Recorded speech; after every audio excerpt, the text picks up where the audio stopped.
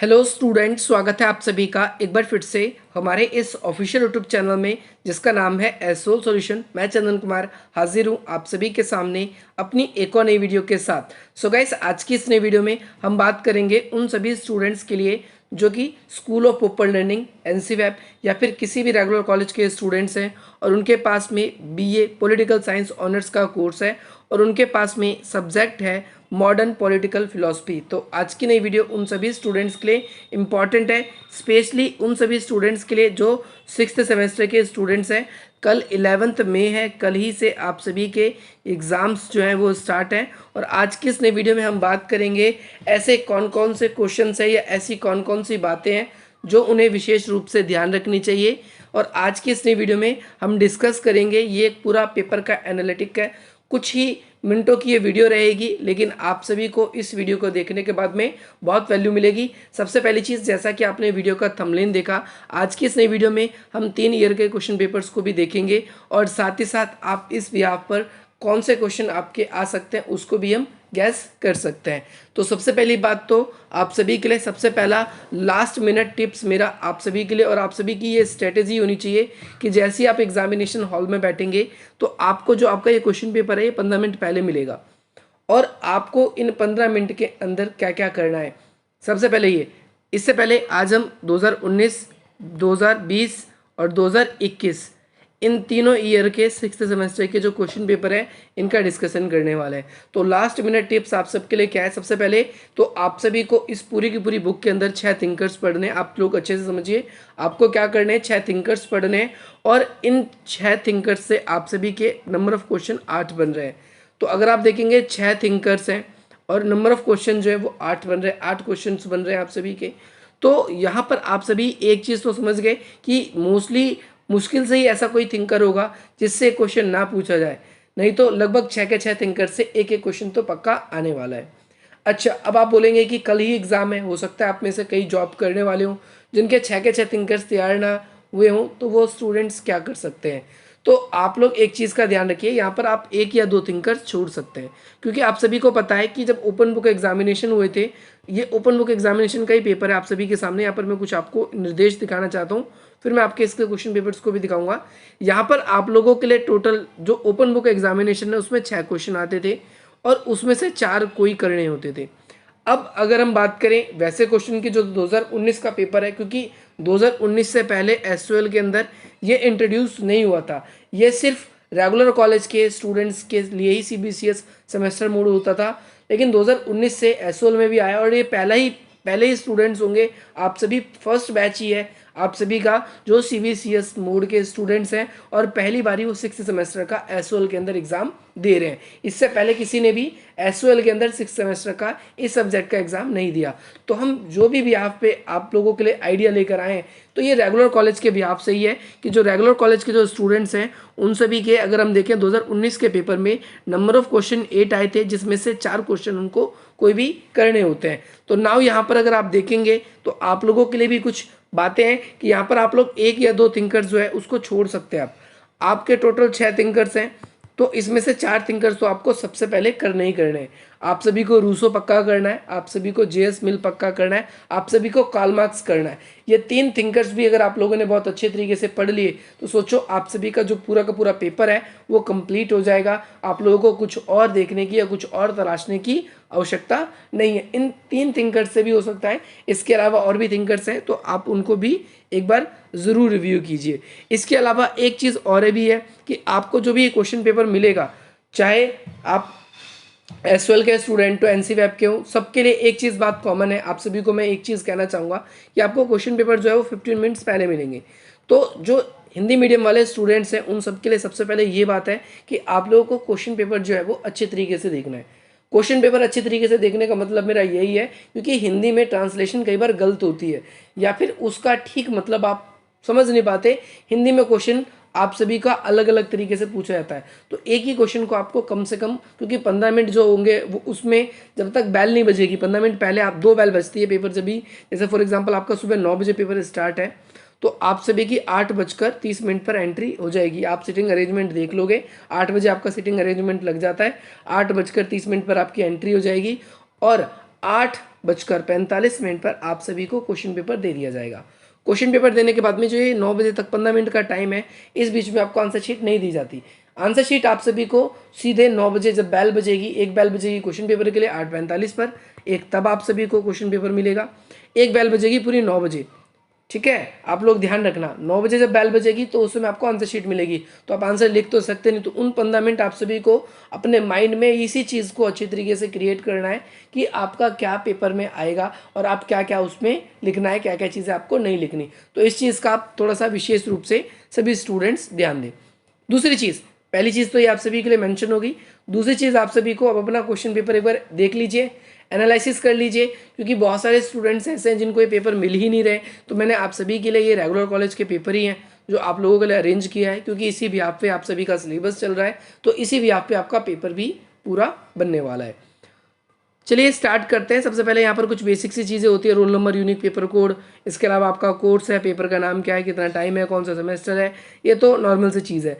अब नाउ यहाँ पर आपके क्वेश्चन स्टार्ट हो जाते हैं। सबसे पहला क्वेश्चन आपका बहुत बार पुनर्जागरण और धार्मिक सुधार के बारे में बन रहा है, तो आप एक बार इसको भी अच्छे तरीके से पढ़ लेंगे। रूसो के अनुसार समाज किस प्रकार की असमानता पैदा करता है, यानी इसकी सामाजिक असमानता के बारे में आपको बताना है, जो कि आप सभी ने पढ़ा भी होगा। रूसो ने दो तरह की असमानता का जिक्र किया है, एक प्राकृतिक असमानता है, एक सामाजिक असमानता। तो इसमें समाज किस प्रकार की असमानता पैदा करता है, इसमें सामाजिक असमानता बताना है, क्योंकि सामाजिक रूप से ही हम लोगों को कास्ट, रिलीजियन, लैंग्वेज, इसके अलावा और भी कुछ डिस्क्रिमिनेशन के आधार हैं, उसके बिहाफ पे हमें बांट दिया जाता है और हमारे साथ भेदभाव किया जाता है। तो आपको रूसो तो ज़रूर करना है, मैंने बताया था, जीएस मिल, रूसो और कार्ल मार्क्स, ये 3 क्वेश्चन आपको ज़रूर करना है। अगला क्वेश्चन रूसो से फिर आ गया, स्त्री के संबंध में रूसो के दृष्टिकोण, और दूसरा आपसे दूसरे विचारक से ऐसे कंपेयर भी कर सकता है कि भाई दोनों विचारों में तुलना कीजिए, या फिर एक विचारक के विचार जो है दूसरे विचारक से कैसे अलग है। जैसे यहाँ पर वॉल्स्टन क्राफ्ट, इसके बारे में आपसे पूछा गया, वॉल्स्टन क्राफ्ट, इनकी आलोचना, रूसो की आलोचना इन्होंने कैसे करी है, तो इसके बारे में आपको बताना है। अगला क्वेश्चन आपसे जीएस मिल से, जीएस मिल के अनुसार समाज में स्त्री की पराधीनता के क्या कारण है, क्या रीज़न है। ये क्वेश्चन बहुत बार रिपीटेड है, 2019 के पेपर में भी आपको ये क्वेश्चन मिलेगा, तो इस क्वेश्चन को आप एक बार कर लीजिए, क्योंकि अभी भी ये क्वेश्चन आने की उम्मीद है। इसके अलावा अगला क्वेश्चन आप सभी के लिए ये बन जाता है, देखो ये बहुत अच्छा इंपॉर्टेंट क्वेश्चन है, पूंजीवाद के अंतर्गत इसके 6 के बीज निहित है, ये कार्ल मार्क्स के आलोचनात्मक वर्णन करना है। तो ये क्वेश्चन बहुत अच्छा है, क्वेश्चन क्योंकि घुमा के पूछा जाता है। अगर आप इसको इंग्लिश में पढ़ेंगे तो ये आपको और ज़्यादा आसानी से समझ में आ जाएगा कि भाई कैपिटलिज्म जो है वो खुद ही अपने जो उसके बीज हैंगे वो ऐसे बीज हैंगे, यानी जो पूंजीवाद है वो खुद ही उसके जो अंत है उसका उसके अंदर ही खुद ही निहित है। ये क्वेश्चन आपसे इसके अंदर पूछा जा रहा है। तो इसके अंदर सिंपली आप सभी को जब एक्सप्लेन करना है तो आप लोगों को ऐसे लिखना है कि कार्ल मार्क्स की आपको इसके अंदर जो पूंजीवादी विचार की उन्होंने आलोचना करी है, पूंजीवाद की आलोचना किस तरीके से की जाती है, इसी चीज़ को आपको इसके अंदर अच्छी तरीके से डिफाइन करना आएगा। अगला है लैंगिक असमानता पर अलेक्जेंडर कोलोनटाई के विचारों को आपको बताना है, तो ये आप लोगों को अच्छी तरीके से पढ़ लेना है। ये क्वेश्चन है, ये क्वेश्चन आप सभी के लिए 2021 के एग्जामिनेशन में बने थे, और 2020 के पेपर में क्या बने थे अब मैं वो भी डिस्कस कर देता हूँ, और 2019 से पुराने क्वेश्चन पेपर भी क्या क्या आप सभी के पूछे गए हैं वो भी मैं आप लोगों के लिए पहले ही करवा चुका हूँ। अगर आप लोगों ने नहीं देखा है तो देख सकते हैं। बाकी इन क्वेश्चन के बिहाफ पे आप लोगों की फाइनली अगर आप लोगों को लगता है, देखो इससे वैसे आपको काफ़ी कुछ पता तो चल जाएगा, लेकिन जैसे कार्ल मार्क्स से है इसको पढ़ लेना, जीएस मिल आपको अच्छे से पढ़ लेना। ये तीन चैप्टर ही आपके, अगर आपकी बिल्कुल भी तैयारी नहीं है तो आप लोगों को ये पास करवाने के लिए पूरा सफिशिएंट है, और अच्छे मार्क्स, अच्छे परसेंटेज भी आपके लिए सफिशिएंट है, तो इनको ज़रूर करके जाइए। फ्रेंड्स ये एक और क्वेश्चन पेपर है जैसे आप सभी के स्क्रीन पर शो हो रहा है, और ये क्वेश्चन पेपर देखेंगे तो ये भी आप सभी के लिए इम्पॉर्टेंट है। यहाँ पर आप लोगों की कुछ बेसिक सी डिटेल्स हैं, यहाँ पर हम मेन क्वेश्चंस की बात करते हैं। तो यहाँ पर भी सेम चीज़ आपसे पूछी गई है, एक तो आपसे प्रभुसत्ता या फिर प्रभुत्व, इसके बारे में भी अगर आपसे क्वेश्चन में पूछता है तो आप लोग कंफ्यूज नहीं होंगे, सेम ही चीज़ हैगी। यहाँ पर आधुनिकता की परियोजना में इसकी एक तो उपलब्धियाँ और एक इसकी कमियाँ पूछी गई है, जो कि कॉमन क्वेश्चन है, ये बार बार रिपीट होता है। अगला क्वेश्चन देखो, क्वेश्चन आप सभी के लिए क्यों इंपॉर्टेंट है समझना। ऐसे क्वेश्चन अगर आप सभी के एग्जाम में आ गए तो वो आप लोगों के लिए दिक्कत है। अब यहाँ पर देखिए क्या लिखा हुआ है, रूसो का क्या तात्पर्य है जब वह द सोशल कॉन्ट्रैक्ट में कहता है। द सोशल कॉन्ट्रैक्ट क्या है, जिन बच्चों को यही नहीं पता, ये रूसो के द्वारा लिखी गई एक बुक है जिसका नाम है द सोशल कॉन्ट्रैक्ट। इस बुक के अंदर उन्होंने लोगों को स्वतंत्र होने के लिए बाध्य किया जा सकता है, यानी लोगों की उन्होंने स्वतंत्रता के लिए उन्होंने प्रेरित किया है। अब यहाँ पर उनकी स्वतंत्रता और सामान्य इच्छा के सिद्धांत की आलोचनात्मक मूल्यांकन करना है। तो यहाँ पर ये सामान्य इच्छा का सिद्धांत है, ये बहुत बार पूछा गया है, ये 2018 के क्वेश्चन पेपर में भी पूछा गया है और ये 2020 का क्वेश्चन पेपर आप सभी के सामने है। तो अभी 2022 का पेपर कर रहे हो 2-2 साल के अंदर, तो मैं ये कह सकता हूँ कि ये question it may be possible कि आपको ये देखने को मिल सकता है। तो आप इस क्वेश्चन को ज़रूर करके जाना। नेक्स्ट क्वेश्चन आप सभी के सामने जीएस मिल के बारे में आपसे पूछा गया है कि जीएस मिल के संशोधन के आलोक में आधुनिक जो उदारवाद है, आधुनिक जो उदारवाद जीएस मिल का आएगा उसके बारे में इनका वर्णन आप सभी को करना आएगा। नेक्स्ट क्वेश्चन है आप सभी के लिए, जीवन का निर्धारण चेतना में नहीं होता बल्कि जीवन की चेतना से निर्धारण होता है। कार्ल मार्क्स और एंजल्स के इस कथन को स्पष्ट कीजिए। अब यहाँ पर बहुत ज़्यादा इंपॉर्टेंट है कि आप क्वेश्चन को समझे। अगर आप लोगों को नहीं समझ में आ पा रहा तो एक क्वेश्चन को कई बार समझिए और क्वेश्चन के अंदर ही इसकी कमियां दिखेगी। जैसे मुझे दिख गया कार्ल मार्क्स का जो ऐतिहासिक भौतिकवाद की जो अवधारणा है इसके बारे में आपसे पूछा गया है। ये तो आप सभी को सिर्फ कंफ्यूज करने के लिए क्वेश्चन सिर्फ यहीं पर ही आप सभी से आपसे पूछा गया है, उसकी कौन सी भौतिकवादी अवधारणा से आपसे पूछा गया है। तो कार्ल मार्क्स आपको पढ़ के जाना है, अलगाववादी या भौतिकवादी सिद्धांत, ये दोनों रिपीटेड है। ये क्वेश्चन आप सभी से पूछा जा सकता है। नेक्स्ट क्वेश्चन है आप सभी से पूछा गया है, ये भी आप सभी को ध्यान से समझना है कि एक तो a vindication of the rights for women में मैरी वॉल्स्टनक्रॉफ्ट ने क्या कहा है। इन्होंने क्या कहा है, सबसे पहली बात आपको ये बताना है कि मेरी वॉल्स्टनक्रॉफ्ट ने क्या कहा है, किसके बारे में। यहाँ पर एक बुक का नाम इनका आ चुका है, पूरा बुक का नेम है इनका, और इन्होंने समाज में राजनीति में महिला और पुरुषों के समान अधिकार होने के क्या तर्क दिए। क्यों इन्होंने कहा है कि महिला और पुरुष के समान अधिकार होने चाहिए, तो महिलाओं के अधिकार के ऊपर तो क्वेश्चन इनका बन ही रहा है, तो आप ये पढ़ के जरूर जाना।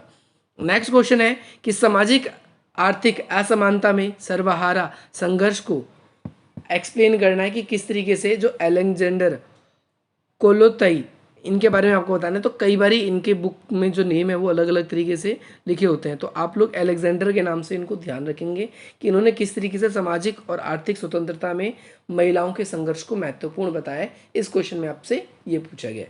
अब हम बात करते हैं अपने अगले क्वेश्चन पेपर की।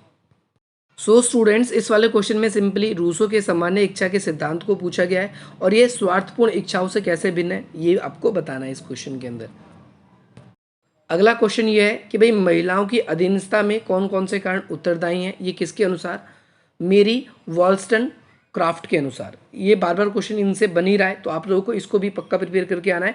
और महिलाओं की स्थिति पे तो बन ही रहा है, चाहे तो पुरुषों से कंपेयर कर देती है या महिलाओं को वोटिंग राइट की बात कर देती है, या फिर ये वाला क्वेश्चन, 3 क्वेश्चन में से एक महिलाओं का पक्का बनेगा। तो ये महिला वाला कॉन्सेप्ट आप सभी को जरूर करके जाना है। सो स्टूडेंट्स, नेक्स्ट क्वेश्चन में आपसे पूछा गया है, क्या आप जीएस मिल को अल्पसंख्यक के अधिकारों के विजेता के रूप में मानते हैं, क्योंकि इन्होंने अल्पसंख्यक के अधिकारों के बारे में क्या बात कही थी। तो इसमें जीएस मिल के आप सभी को विचार देने।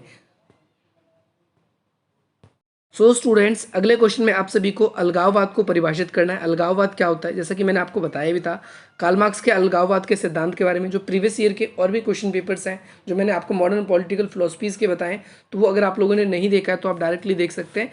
और यहाँ पर इन्होंने अलगाववाद के सिद्धांत को आपको एक्सप्लेन करना है। ये वैसे मैंने आप लोगों के लिए अपलोड कर रखा है, अगर आप लोगों ने नहीं देखा है तो आप देख सकते हैं बाय सर्चिंग।